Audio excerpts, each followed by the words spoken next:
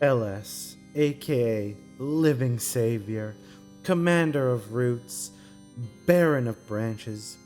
Hallowed be thy name, thy tree has come, enchanters are fun, on Rift at 7. Give us this win, our opponents dead, and forgive us our ignorance, as we forgive those who don't know how Ivern works. Lead us not into mandate, but deliver us with Moonstone, Ivern Bramblefoot, Forest God. It's time, everyone. It's time for Mass on Sunday. The Church of C9 is officially open, and Ivern is giving the sermon.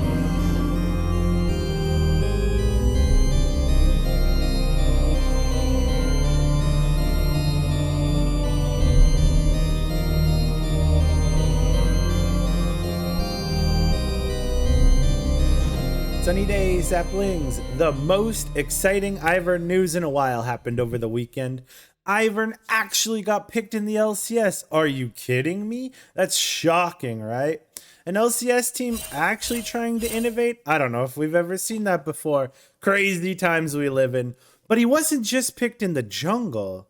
No, that would have been silly. Or even the top lane with Smite like a Janna. Nope, nothing like that either. Instead, we got the even more rare Ivern mid. Our friend Ivern would be proud, of course. If you missed it, Cloud9 is now coached by LS.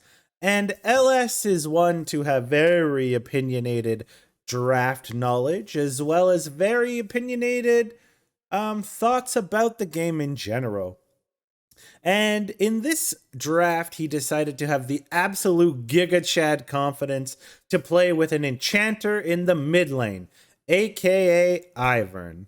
Take a look at the draft. You have two enchanters, with one of those enchanters being in a solo lane or roaming around from that solo lane position or whatever. You love to have a hyper carry to go along with it. Now, why on earth would they possibly want to do this?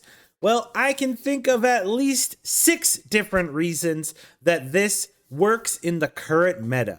Number 1, Ivern can adequately lane into the majority of mids, and he works very well as a counter pick as opposed to a blind pick. When you pick Ivern in the mid, you will see Fudge's runes involve Sorcery Tree with Summonary, gives you a lot of different things that Ivern loves, obviously, and Airy gives you shields. But he decided to go Resolve Tree second with Second Wind and Revitalize. So that's going to give him a lot of sustain. Anytime Victor was the opposing champion, anytime Victor tries to poke, he can shield himself. Second Wind's going to give him back some of that health. The really unspoken power of the Ivern mid is just how much lane prio he's able to command. Until Victor gets his second charge on the laser and a bunch of items, Ivern's able to push him in to the tower for majority of the early game. And the way that Daisy works is a lot more spammable in order to help clear the waves. So Fudge was able to just spam Daisy and clear the wave. And if Victor wanted to compete, had to use his ultimate of his own. But Ivern will take that trade all day, all night, because Daisy is very useful and will stay on the map for the entire duration. A lot more spammable than the Victor ultimate. And Fudge did the very, very big brain intelligent play of running the Doran shield first. So that basically makes him like an immovable object in the mid lane. The Doran's tech makes him pretty unmovable. Like even for the premier champs right now. So that's kind of nice. And before Victor even gets his laser with the 2 laser charges, Ivern will have the push for majority of the early game, just because of the amount of sustain, and his empowered autos do so much to the minions. Now, the second reason is many meta junglers right now are actually bruisers, and top laners are also bruisers. So if you're able to have an enchanter in the mid lane, you really free yourself up for the double bruiser top mid combo with a hyper carry in the bot lane. So what does that do? That brings us to reason number 3. It allows for a double enchanter type of team comp to keep your hyper carry alive. In this case, it was Aphelios. Ivern plus Sona, the Aphelios literally couldn't die. Well, Ivern is enabling the Bruiser champs with Daisy, as well as with his Q to give them some gap close. So you'll notice in this clip, they have a sort of pseudo front line. So they have Gwen. Gwen is pretty tanky champion, has immunities and whatnot. And then they have Daisy working with Gwen on one side of the fight, while Ivern's on the other side of the fight, shielding and keeping Aphelios alive with Moonstone Renewer. So the fact that he's able to influence both the front line and the back line really adds a ton of value to this C9 comp. For the fourth reason why C9 might want to do this, Enchanter items require less gold than other mage items. So if you do end up falling behind, it's a lot more forgiving for the champions. It also means you're going to hit your 1 item power spikes a little bit quicker. And the fifth reason is, right in line with this, it takes advantage of the new bounty system. Let's say the enemy team makes a 3k gold lead in the first 10 minutes of the game. Because you're running in 2 enchanters, your team is inherently going to have less gold than the other team, therefore artificially bumping up the amount of bounty gold you're going to get from any of the objectives you manage to secure. Enchanters have a really strong 1 item power spike, which is tip number 6 here. Because of this 1 item power spike, if the game's even, you're going to be able to build a lead and secure objectives.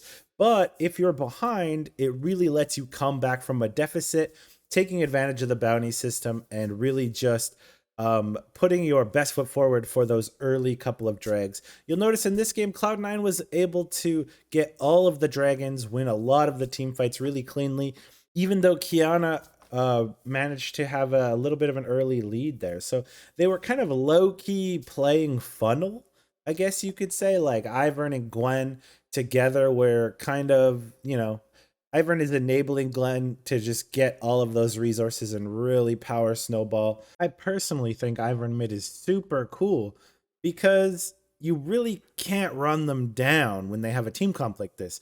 It really forces the enemy team to have to try something difficult to snowball on the Ivern team because they just have incredible scaling with the double enchanters and the Aphelios. Like, Ivern and Sona scale incredibly well. Aphelios is a late game monster. Gwen is a late game monster.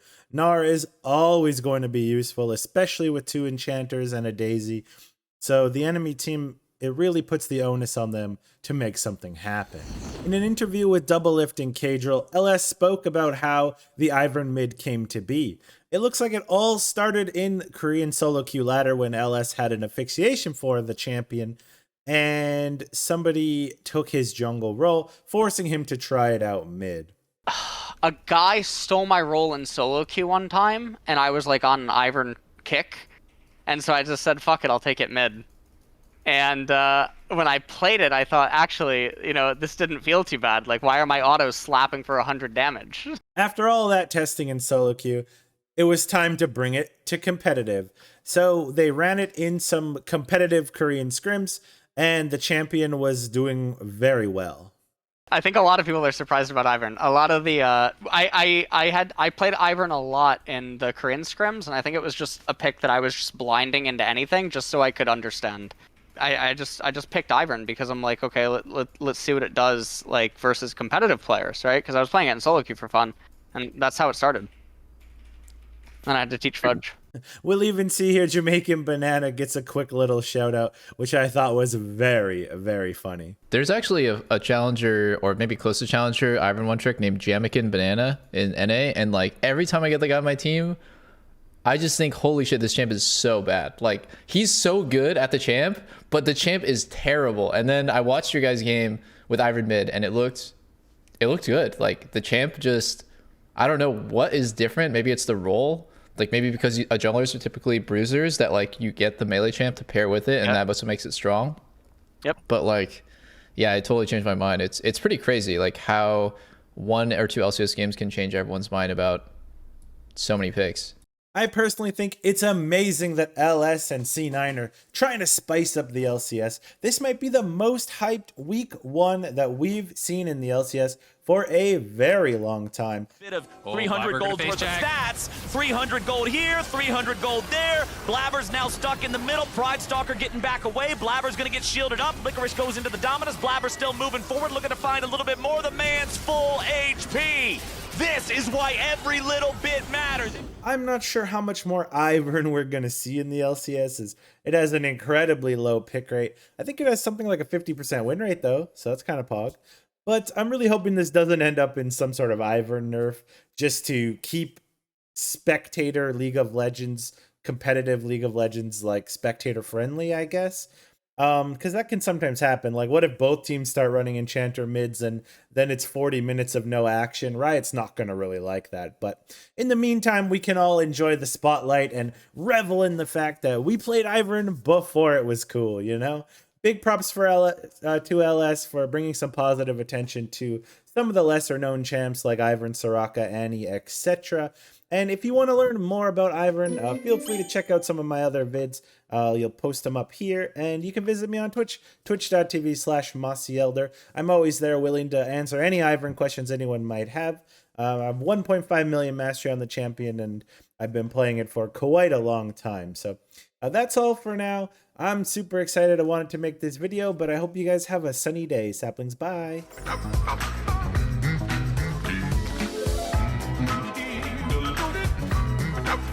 Sunshine.